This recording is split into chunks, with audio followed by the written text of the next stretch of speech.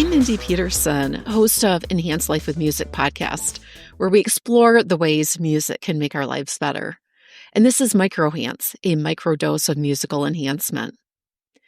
I recently came across the short book by Cleese, aptly titled Creativity, a Short and Cheerful Guide. It is indeed a quick, easy, and humorous read that I highly recommend. The author is best known for his film work, writing, and comedy, so I found it intriguing that he had initially studied science and physics, followed by law. I find transdisciplinary work and transferable skills inspiring, fascinating, and always enhanced by music. So it was through that lens that I read this book. Cleese describes creativity as simply new ways of thinking about things.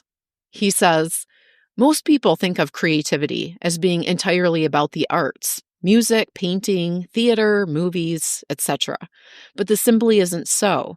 Creativity can be seen in every area of life, in science, or in business, or in sport. Wherever we can find a way of doing things that is better than what has been done before, you are being creative. He goes on to say, another myth is that creativity is something you have to be born with. This isn't the case. Anyone can be creative, and you can teach creativity. Or perhaps I should say, more accurately, you can teach people how to create circumstances in which they will become creative. I completely agree that creativity transcends the arts and that it can be taught. And I know that music can spark and accelerate the creative process like nothing else. Whether you consider yourself a musician or not, let music shift you to a creative mindset. One way that music can guide this shift is by activating our subconscious problem solving. Cleese points out that, perhaps counterintuitively, creativity often flourishes when we are not focused on problem solving and instead create space for playfulness and curiosity. Music naturally invites us into this open mode. Whether we're listening, composing, or making music, music gives us permission to play, to experiment, to step outside rigid thinking. Think about how some of your best ideas surface when you're lost in a song, letting your mind wander. Letting your unconscious mind do the work is crucial for creativity. Music helps us do just that. While I love efficiency and intentionality, I also try to recognize when I'm simply spinning my tires and digging a rut. Allowing my mind an incubation period of not thinking about a problem often allows my subconscious to develop solutions in the background. A second way music can guide this shift to a creative mindset: music training. Music training develops creativity by encouraging exploration, improvisation, and self-expression within a structured framework. Learning an instrument or composing music requires students to experiment with sounds, interpret emotions, and think outside the box to create something unique. Additionally, music lessons enhance problem-solving skills by challenging students to break down complex pieces, troubleshoot technical difficulties, and adapt when mistakes occur. The process of mastering music fosters perseverance, flexible thinking, and the ability to find multiple solutions to a challenge, skills that extend far beyond music into everyday life.